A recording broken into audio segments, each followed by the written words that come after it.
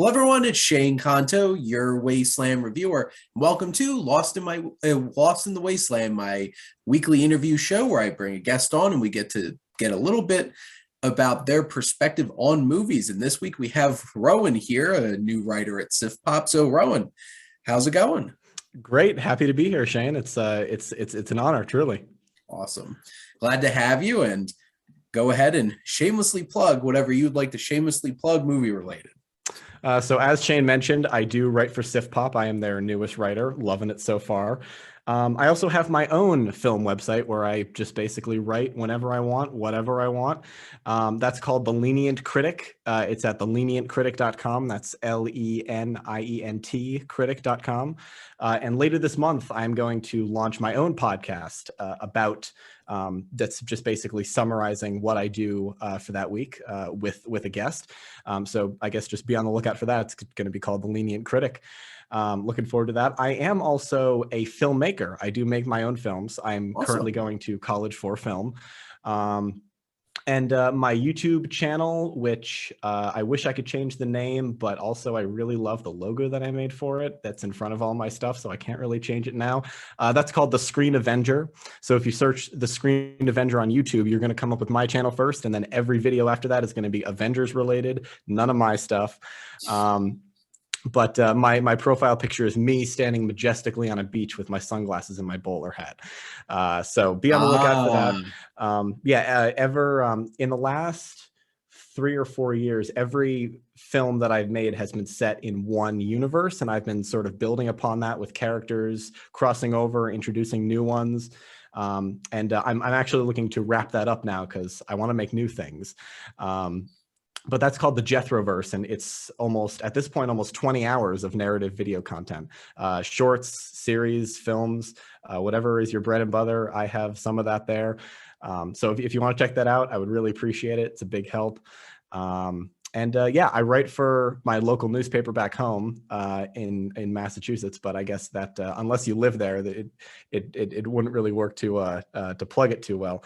I am a very busy. I'm probably one of the busiest people I know, and yet I still try to make time for fun because who wouldn't want to make time for fun? Awesome. But yeah. So I'll be putting plenty of information in the bio on this video. So make sure to check it out with the description and check out all of Rowan's awesome things, which I'll have to check some out. Thank you. And I'd be more than happy to join you in ever chatting about movies. Sounds perfect. So there you go. So to get things started, which every interview start off with somebody new, the most favorite and most beloved question you could ask any film fan is, Rowan, what's your favorite film? So it's actually been pretty consistent. You know, I know a lot of people change their rankings. They change their lists all the time. Mine has been pretty consistent, at least for the last 4 or 5 years. Actually, ever since I watched this movie in the first place. My all-time favorite is Pan's Labyrinth, Guillermo del Toro, 2006. I saw this and immediately, I think almost immediately after I finished it, I just put it in again and I watched it again. Because I don't really know what it was. Maybe it was the fact that I was definitely too young for it when I watched it for the first time. Wait, this fairy tale's not for kids? No, it's surprising, right? All of the blood and the gore and the language. I honestly can't believe it. But yeah, it was, I don't know. So I was at first a bit hesitant to watch it because it was a foreign film and I was not nearly as familiar with them. And I unfortunately still am not now as familiar with them as I would like to be. It's a gap in my film viewing that I would like to patch up at some point. But I think that was part of the thing that lured me to it. And also I just heard such good things about it. I watched the trailer, seemed like something I would enjoy. And I watched it and I was absolutely blown away by it. As you know, the experience that you want to get out of a film, I got it out of Pan's Labyrinth the very first time. Although Well, Pan's Labyrinth is my all-time favorite. I do sort of have like my genre favorites, I guess. Like Hot Fuzz is my favorite comedy movie and my favorite action movie all at the same time. The Cabin in the Woods is my favorite horror movie. I could not rave about that film enough. Absolutely ingenious. And I don't know where this would really fall, but Nightmare Before Christmas is also another one of my all-time favorites. I recently rewatched that one. Is it a Christmas movie? Is it a Halloween movie? I don't know. Both. Why can't it be both? Exactly.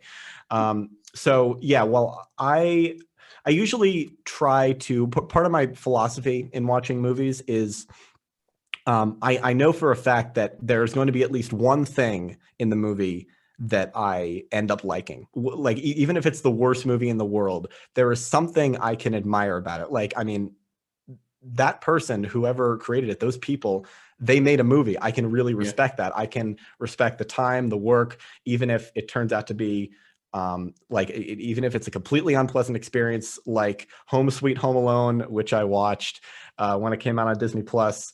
I don't regret watching it, but it was a terrible movie. There is still something that I could like there. That's why I named my blog The Lenient Critic, because I will always be slightly more lenient than a harsh reviewer, I guess. Except if you're Home Sweet Home Alone, then I'm going to tear it to pieces. But these my favorites, my genre favorites, Pan's Labyrinth, these are ones that I came away liking basically everything about them, which is for me how I know it's my favorite, I guess. I remember seeing Pan's Labyrinth for the first time in college, in film club, and my friends on my development hell podcast, which more or less at this point, it's just my movie club. Once a month, we watch a movie and discuss it, and we discussed Pan's Labyrinth like 2-3 months ago. And like that is just such an interesting mix of a dark gothic fable and fascism. Right. And that moment where a fascist leader bashes a man's face in with a bottle and you realize, oh, this isn't a kid's movie. And that was so interesting at the time because people thought that was probably for kids because they're like, oh, it's a fairy tale. Exactly. Until you watch like the pale man, right, the child eater, you're just like, that was the one clip that I had seen before I watched the movie, because I feel like that's probably one of the most iconic images or scenes from the film.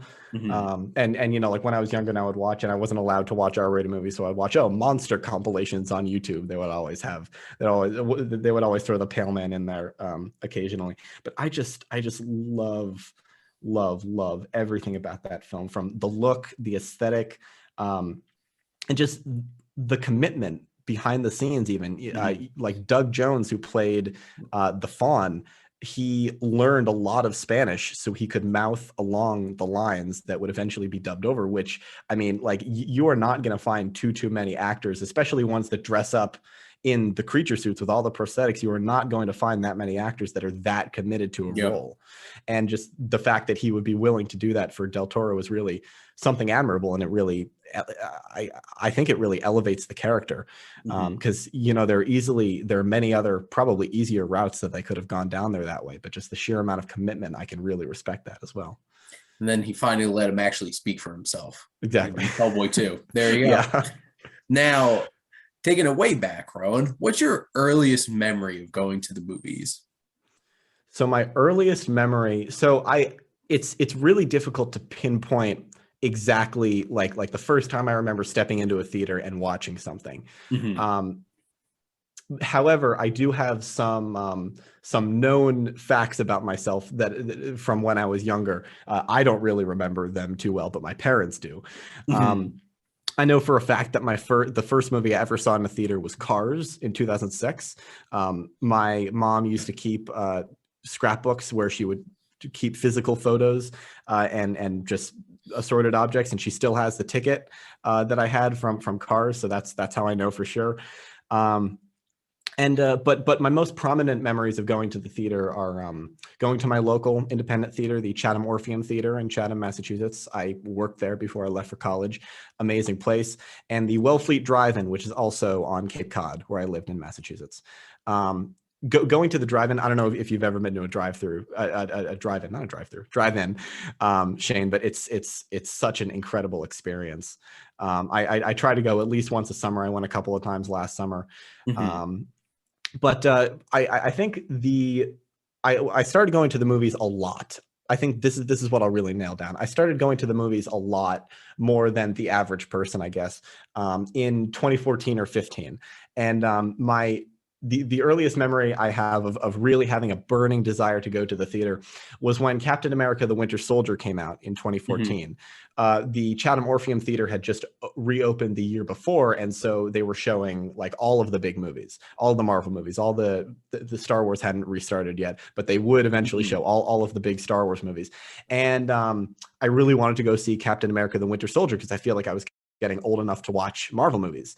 And my parents would not let me go because it was gasp PG-13, and I was a mere 11 at the time. And unfortunately, they were very steadfast. However, I really wanted to see this movie. I wanted to see it so badly, more than I've ever wanted to see a movie. So in class, I was in 5th grade, I wrote up a petition that I would deliver to my parents to basically legally force them through some mumbo jumbo that I would probably think up later on to see The Winter Soldier.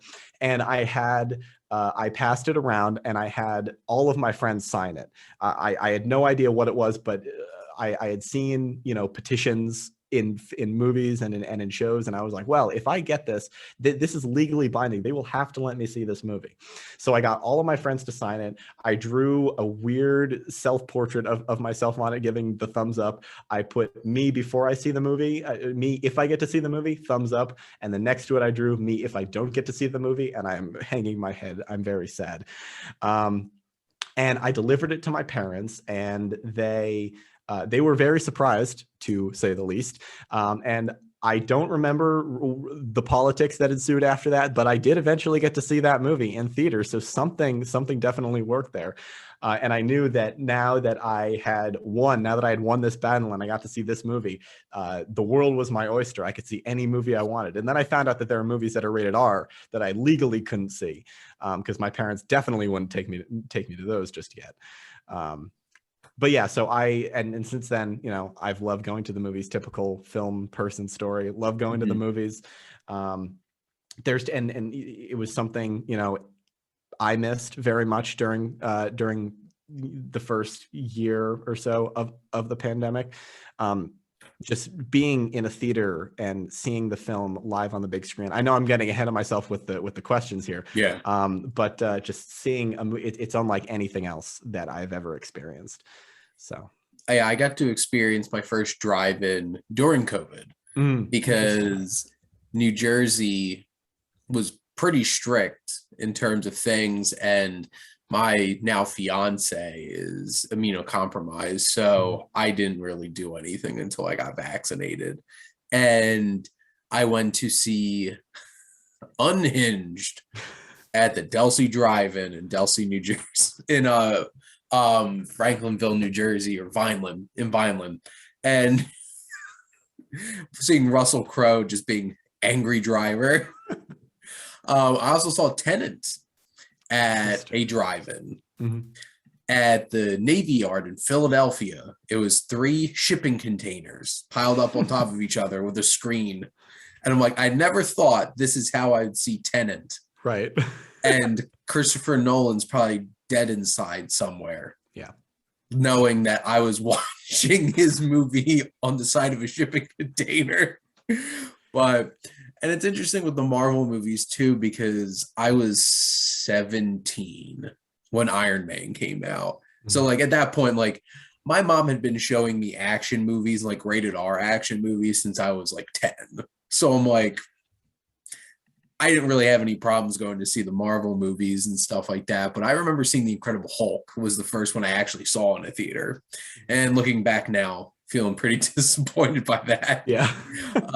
But, remember seeing that in the theater. And I was just talking about this the other day because I went to go see Thor with all of my friends in my freshman year of college. And because that came out our freshman year in 2011. And then Avengers and going with 15 friends. Wow. And everybody being like, oh my God, who's that at the end? And everyone finding out it was Thanos later because nobody knew who it was at the time. One of my friends insisted it was on Super Scroll. And I'm like, well, maybe soon. Yeah, you never Secret know. Invasion.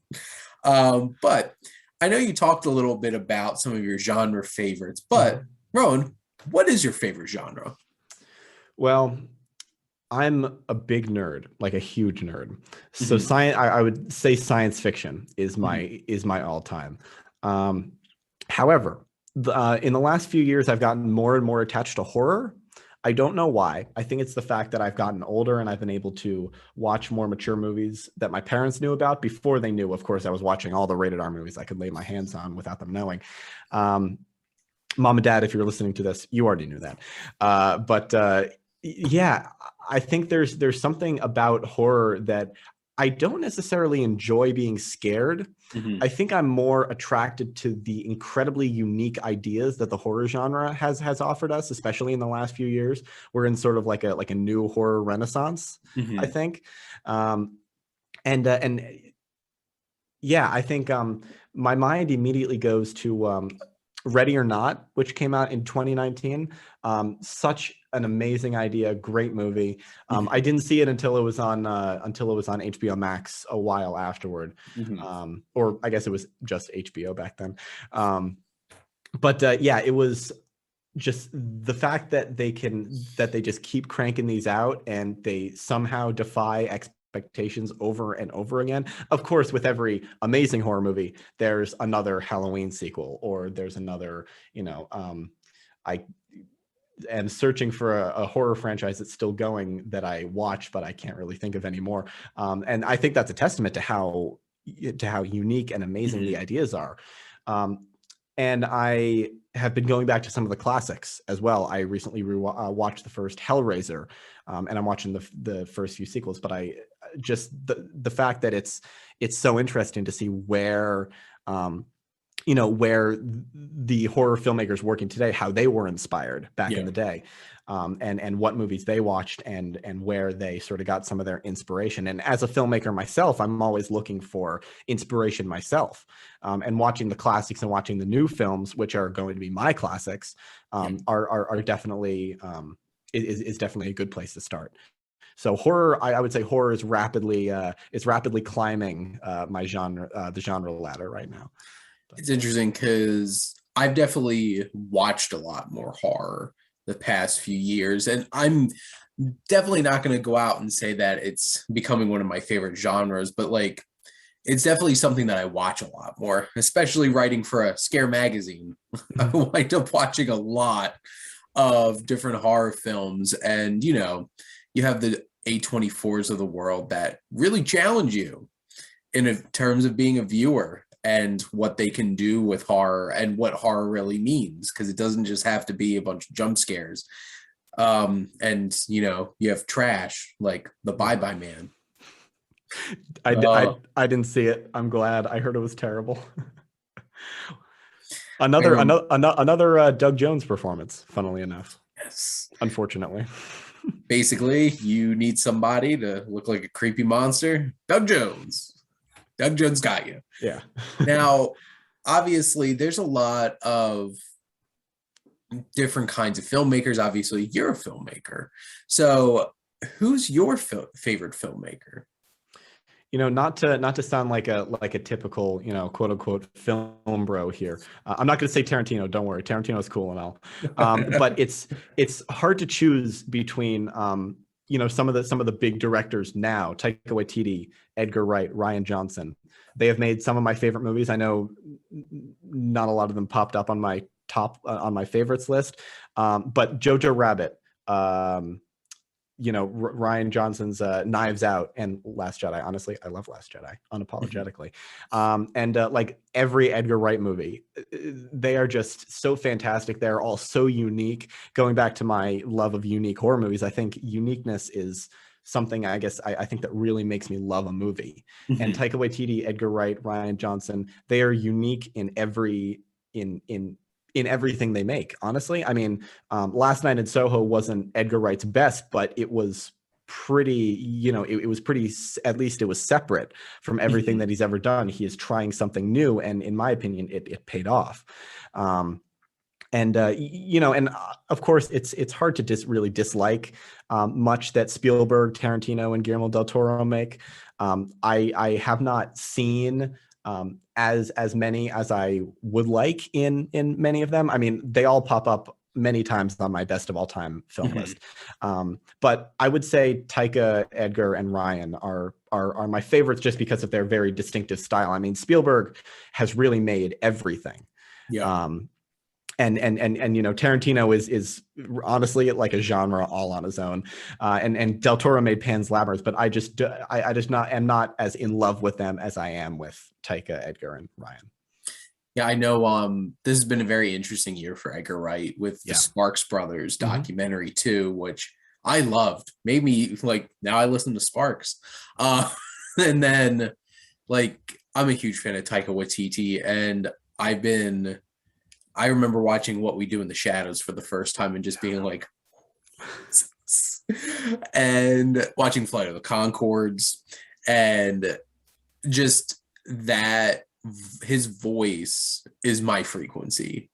It just works so well. A Hunt for the Wilder People, Sam Neill, Dr. Alan Grant, Out in the Bush, and Julian Dennison is so much fun. But you know, and I'm also a huge fan of The Last Jedi, and we'll see how many Knives Out sequels they make, but you know, I'll be watching all of them. At least 2 we have so far. But yeah, be swimming in their money. Yeah, Johnson is $100 million. Yeah. He found he found Netflix, who was willing to pay the big bucks. I wonder if they're going to get the first one on Netflix, because I know that's on, or at least it was on Amazon Prime. So I wonder how the rights are going to work out that way if they're making the sequels. It'll be interesting, really, but you know, they don't shy away from spending a bunch of money. Red Notice. Yeah. Oh yeah. their biggest opening ever, or so they say. Oh, you mean the movie that automatically starts when you turn on Netflix? Exactly. Yeah. I actually saw, funnily enough, I saw Red Notice in theaters. So I'm near New York City. Yeah. And Netflix has a theater, the Paris Theater, which I didn't know about before. Yeah. And so they play a lot of their movies beforehand in limited engagements. And so I was curious. So I saw Red Notice. I have a feeling it's much more fun seeing it in a theater with an audience than it is just sitting watching at home, either alone or with someone else. It's very cinematic, in my opinion. I got a screener for it, and like I watched it with my fiance. I'm like, this is big dumb fun. I'm okay with some big dumb fun tonight. Yeah. And it's like Ryan Reynolds literally just doing Ryan Reynolds thing, and Dwayne Johnson being tough Dwayne Johnson, and it's just like, you know, some stupid fun. And that's exactly because I live in like Burlington County in New Jersey, and like I'm just far enough away from New York City where it's inconvenient to just hop on a train and like go into the city. And it's so tantalizing being that close to New York City and being like, I could go see, like, I knew AMC Empire had the Souvenir Part 2 this past weekend. I'm just like, is it worth me hopping a train and getting in there and checking it out? Because like I've been waiting weeks to check that one out. But luckily I do have at least a couple of big AMCs around here that like I got to see Belfast this weekend and stuff like that. So I was very excited about that. Now, obviously we talked about the people behind the camera. Now time to talk about the people in front of the camera. But Rowan, who are some of your favorite actors and actresses? So there's going to be a lot of recency bias in here, just to throwing that out there, because I tend to gravitate towards who I have watched a lot of recently. Mhm. I feel like that's just my nature. It might be human nature. I don't really know. But Andy Samberg is my favorite actor right now. Like my favorite song, this changes a lot. But I am currently watching Brooklyn Nine-Nine for the first time, and he is at the very forefront of that. And I've loved him for a while now, ever since I discovered The Lonely Island many years ago. I love their music, most of it. And their movies that they've made, Pop Star, Palm Springs, the Bash Brothers Experience on Netflix. There's just, they are, talking about uniqueness and creativity. They are so creative, very raunchy, but very creative in everything they do. Palm Springs was one of my favorite movies of 2020. So definitely some recency bias there. And also more recency bias. Anya Taylor-Joy is probably my favorite actress. Coming right off of Last Night in Soho. I'm very interested to see what they do with her for the Furiosa movie that she's going to be in, the Mad Max spinoff. Yep. Yeah. I trying to think where I first saw, because like, with The Witch and Thoroughbreds, and like, she's been on my radar for a while now, and she's just killing it. Like, even stuff like New Mutants came out, and she was I kind of definitely liked New Mutants. I didn't think it was terrible, but it wasn't awful. I didn't think that was terrible, and I didn't think that Dark Phoenix was terrible either. It just kind of ending X-Men on a whimper, though. Yeah. But in comparison, and let's be frank here, it's not like the X-Men franchise was perfect. Right. It definitely had its fair share of duds. And the more and more I watch X-Men The Last Stand, I'm just like frustrated. But Anya Taylor-Joy is fantastic. Like, Andy Samberg I used to hate him so much. And now it's just like, I love Brooklyn Nine-Nine, and he is so amazing in it. Like, I look at Brooklyn Nine-Nine memes on a regular basis. So there you go. And then Palm Springs was such a wonderful surprise last year. And that was one of the kinds of things where it's just like, I really wish it got nominated for Best Picture. Yeah. And it's like, could have been that year. Like, did all of these really have to be nominated for Best Picture? And it's like 2020. And I just felt like that could have got some more recognition. And, you could watch it whenever you want on Hulu. And it's such a fantastic time. So now, Rowan, what's a film that you could literally watch every day? Oddly enough, Palm Springs is what I have down there for There you that. go. I actually rewatched this very recently, actually on the time loop day, November 9th, the day that they keep repeating. That is rapidly, I think, becoming one of my annual viewings, along with V for Vendetta for the 5th of November. And I'm sure there are other ones that I'm not thinking of now. But yeah, Palm Gotta watch Springs. Mean Girls on. Right, exactly. Yeah, there's just, as you said, Palm Springs was such a surprise. It really came out of nowhere. I barely saw any marketing for it before it came out, because it was just a few months after the pandemic started. And do you know if it was going to be a theatrical release, or was it always a Hulu? Well, because it was the largest at the time festival acquisition.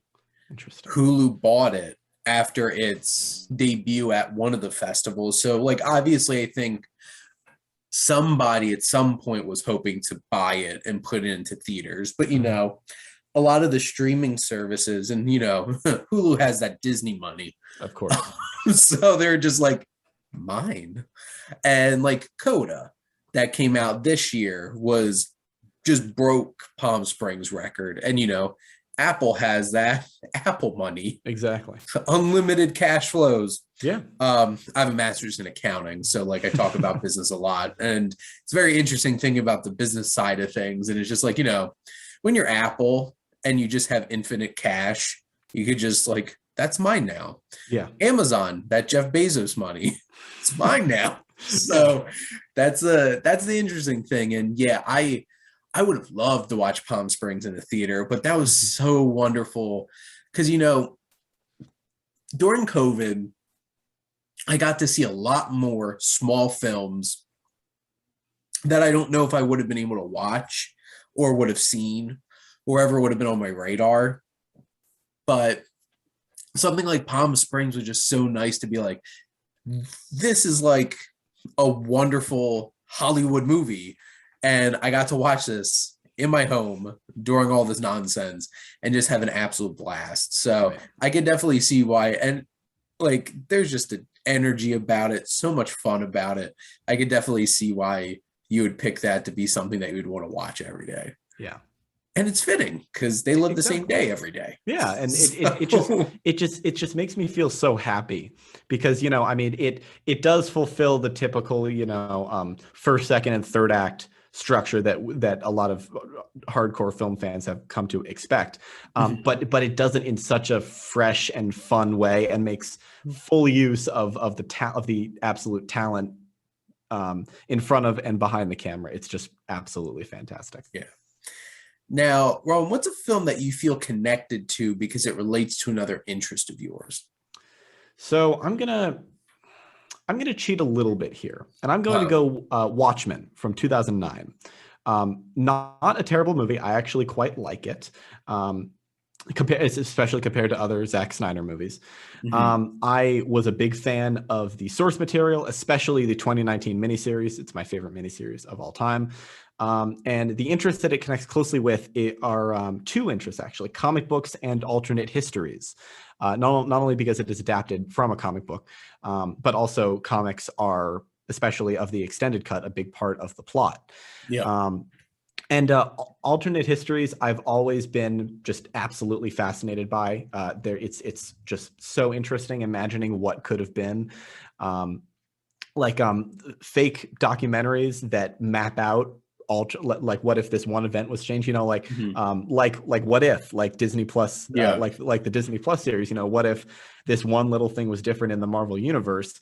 What if one little thing was different in our universe? Like what if I was researching this the other day and I found a documentary that I had never heard of. It was called CSA, a fake documentary about the quote unquote Confederate States of America.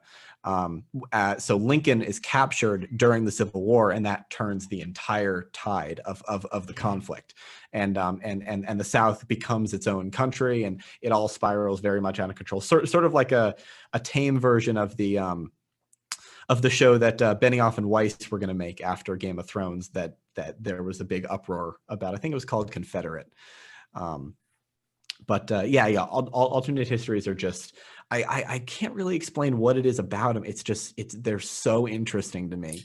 It is interesting. Yeah. I remember growing up, this is so interesting to think about, but like Newt Gingrich wrote a series of books about the Civil War and if the Civil War went differently.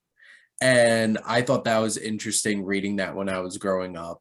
And, you know, you have things like Men in the High Castle, which I remember getting into watching that on Amazon a few years ago. And that was a very interesting watch in terms of like what happened if World War II didn't exactly go as planned. And that is an interesting thing to be able to see that. And, you know, if you could get Jeffrey Wright to narrate all of them, that would be pretty cool too. Exactly. So there you go. I think part of it is the fact that it's just so safe to imagine, because we can imagine how it went differently, but the simple fact is it didn't go that way. Yeah. So we can imagine, we can think about it all we want with the safety and security of knowing that it, however bad it is, it didn't go that way. Nothing that we are imagining actually happened or could happen, because the simple fact is it didn't. Yeah. Now, thinking about specifically, like still thinking about things that connect to you, who's a movie character that you feel like you connect with on a personal level? So this was the question I thought the most about.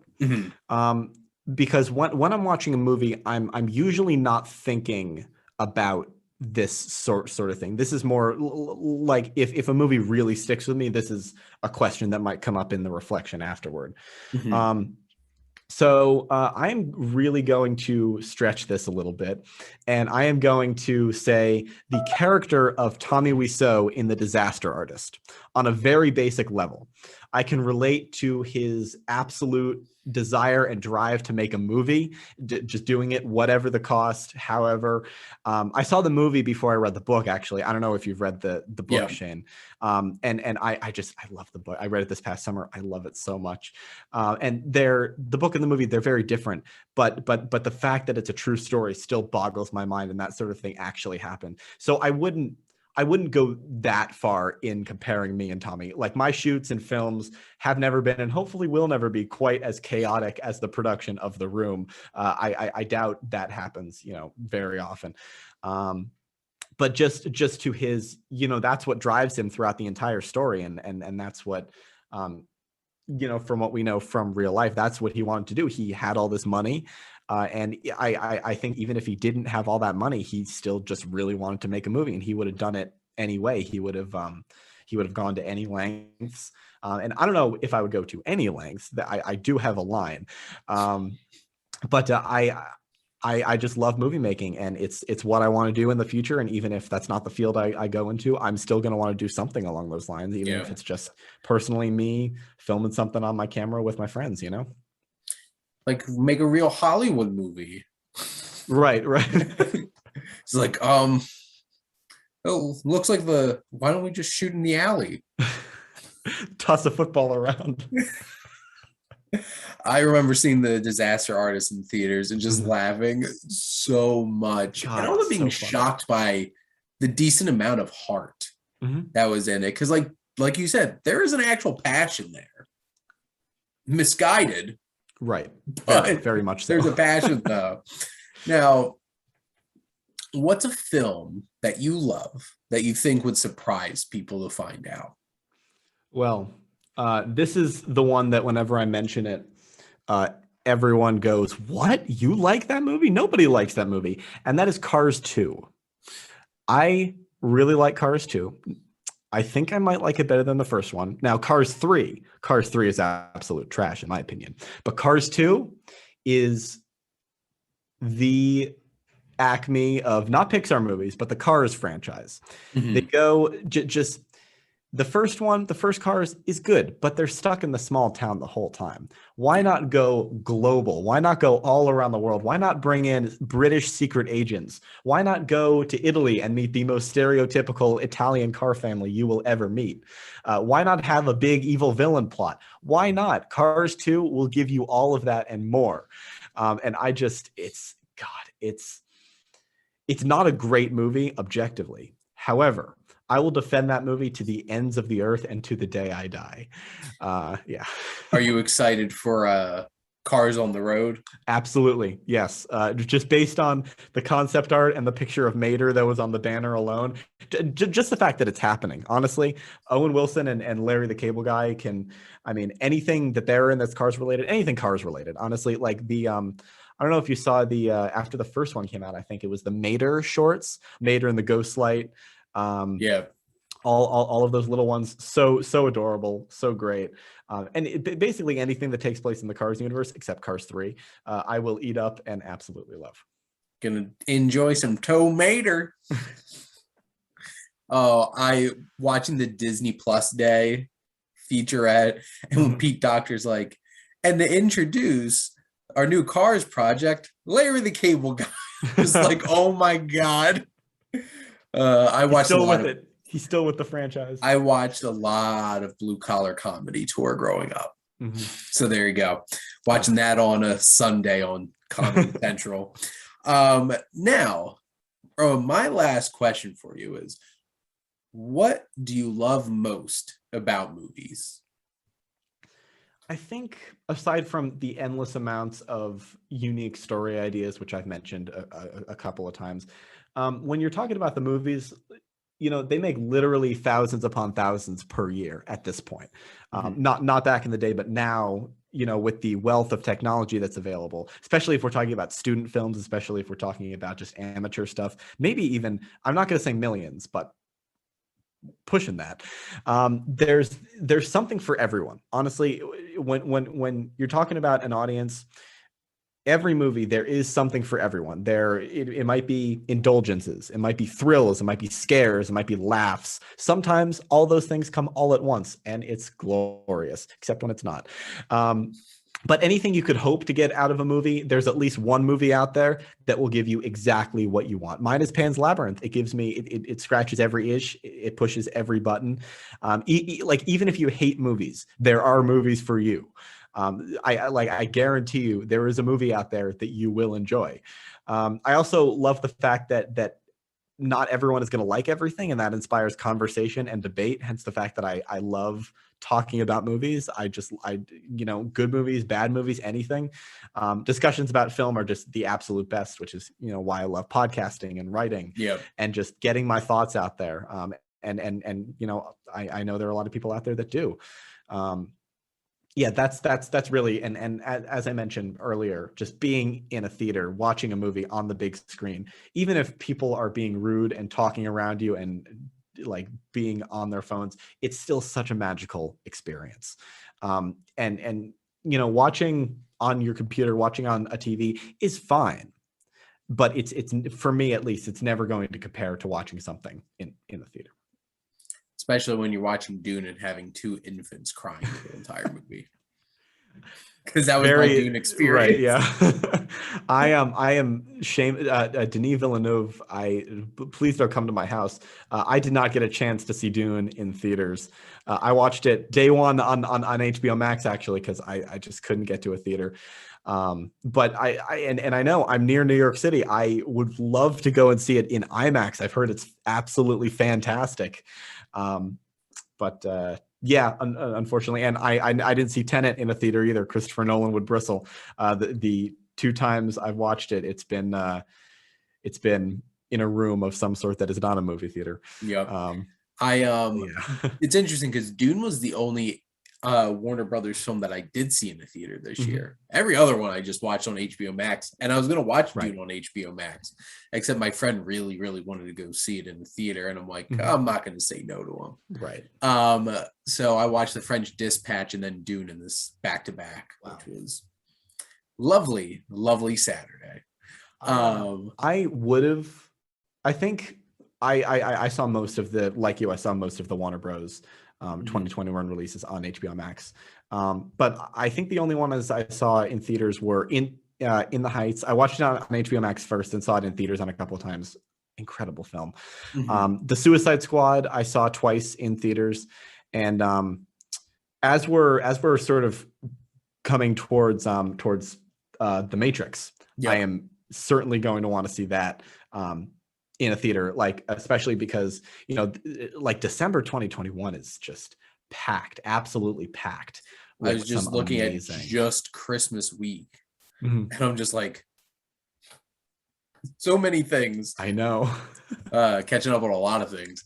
I know I'm going to be watching King Richard this Friday and Tick Tick Boom because that drops on Netflix this weekend. I'm looking forward to that. Yeah. So how I'd like to wrap up the show before we get into our closing up is I have my guest ask me a question. So Rowan, what's a question you'd like to ask the Wasteland Reviewer? A question I would like to ask the Wasteland Reviewer. Is there a film that you've seen that has left you absolutely confounded, like unable to think coherently about it, that has just stunned you?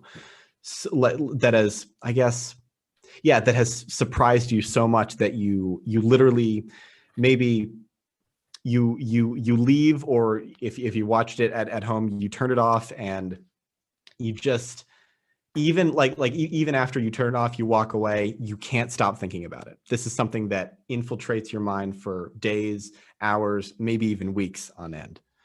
So I have a couple that popped into my head. The first one was Antichrist. I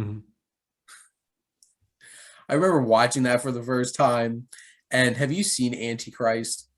I have not. No. Have you heard of Antichrist? I have not heard of Antichrist. So, when you deal with pretty sure it's Lars von Trier, it's like there's a whole Right. other level of watching a movie that you're experiencing. And there is some messed up stuff in that movie. And watching a woman mutilate herself with scissors was probably one of the most disturbing things I've ever watched in a movie. Um, I think actually watching Titan this fall was definitely one Yeah. of those experiences. And I'm like, I only heard what happens in the movie, and then I saw the movie, and I'm like, oh, oh, oh, this is where this movie's going. This is going to be such an Yeah. interesting competition for international film, because if that gets nominated and so does Bad Luck Banging or Looney Porn, Yeah. I want both of them to get nominated because I want to see how weird the Oscars can get this year. Yeah. But another one where I just felt so like sitting there just overwhelmed was Mother, from Darren Aronofsky. Because like, the first 2/3 of it are like, it's interesting, it's intriguing, it's engrossing, and then the whole third act's just like arresting assault on your senses and babies, which is just messed up. And it's just like those kinds of films, it's just like they're purposefully trying to push you beyond a certain place. And a lot of A24 films do this too, but like not even like The Lighthouse or The Witch and Hereditary or Midsummer pushed me as far as those films, where I'm just like, what the hell did I just watch? And it's funny because Antichrist is sitting up there on my shelf because I'm just like, I couldn't stop thinking about it. And I'm like, I'm gonna watch this again someday. Yeah. In my lovely Criterion collection DVD that I have. But it's when you can find a film, because like there's literally films out there that are just for cinephiles, and that's definitely one of them. I don't think any just regular audience is going to sit through that movie and just be like, you know what, I enjoyed this, unless you're very disturbed. Yeah. But I feel like those are probably some answers to that question, which is a really good question, because Thank you. When art can challenge you in that way, it leaves a special feeling there. But I agree. There's a lot of cinema out there and a lot of weird stuff. I haven't seen any of the specific ones you mentioned, Mother, Antichrist, but I do want to share before we wrap up. You mentioned A24. I watched The Lighthouse for the first time in my living room when I was killing time right before an oral exam for English class. That was to be conducted virtually. And that is watching The Lighthouse right before an exam where I just had to speak coherently and think coherently was one of the worst decisions I have ever made. I could not get a seagull pecking Robert Pattinson out of my mind in all of the various scenes where that happens. I could not believe what I was saying, what I was seeing. It didn't leave me, because I knew I had to collect myself for the exam. But yeah, I think that's actually what got me into A24 movies. Because after that, I watched The Witch, Ex Machina, First Cow, all of the strange, sort of off kilter ones that A24 has come up with in the last couple of years. Before we wrap up, I remember when The Lighthouse finally came around to AMC Hamilton, and I'm like, yes, I was so ready. I was ready for all the sea shanties and was not ready for all the farting and the masturbating. Of course. I wasn't expecting that part. Right. But it was a Friday night, and I'm like, okay, generally I'm a creature of habit of like, I take my AMC app out and I plan out my week. And I'm like, I know I'm going to be seeing this night. Let me get my tickets. And I'm like, oh, this is The Lighthouse coming out on a Friday. We'll be fine. got stuck in the front row because Wow. it was that packed. I'm like, what? So I'm sitting there, like looking up at Willem Dafoe looking down at me, just like yelling. I'm just like, oh, Why'd you spill your beans? why'd you spill your beans, Tommy? And just like looking at this hulking face of Willem Dafoe, just being like, oh my. It was only the second time I've been stuck in the front row. The other time was for the Hateful Eight. Mhm. And I saw that in 70 millimeter print and basically had to do Wow. like to just capture the whole entire screen. Right. But, you know, those are always fun conversations and fun stories Right. going to the movies. I had such a wonderful experience watching Belfast this past weekend. And, you know, I don't know if anybody else in the theater besides my fiance and I were below the age of 60. Those middle-aged people were loving it and I laughing. can imagine, yeah. Oh, I loved it too. I You watching honestly this can't one? wait to see it. I'm seeing it next week when I go home, and it'll be playing at the Orpheum. So Nice. I'm very, very excited for that. But yeah. this is a wrap for us. And Rowan, before we wrap up and say goodbye to all the lovely folks listening in and watching this interview, shamelessly plug whatever you'd like to shamelessly plug one last time. Well, I have my website, and which will soon be a podcast, The Lenient Critic. That's LENIENT Critic, The Lenient Critic. And my YouTube channel, The Screen Avenger. I post stuff on there. Check out a trailer if you're not sure. I like to think that I edit my trailers rather well, but go decide for yourself. And I write for SiftPop, just like Shane. So if you want to head over to SiftPop, read some best ever challenge articles and some reviews. I believe my review for my scathing review of Home Sweet Home Alone should be going up any day now. But yeah. Thank you all for listening. Really, I truly appreciate it. You can tell that it was no John Hughes script this time around. Very much so. Very much not. I just watched it last night. Mm-hmm. Yeah. Not a fun time. No. But Rowan, thank you again for coming on. And thank all of you out there for always tuning in and supporting your Wasteland Reviewer.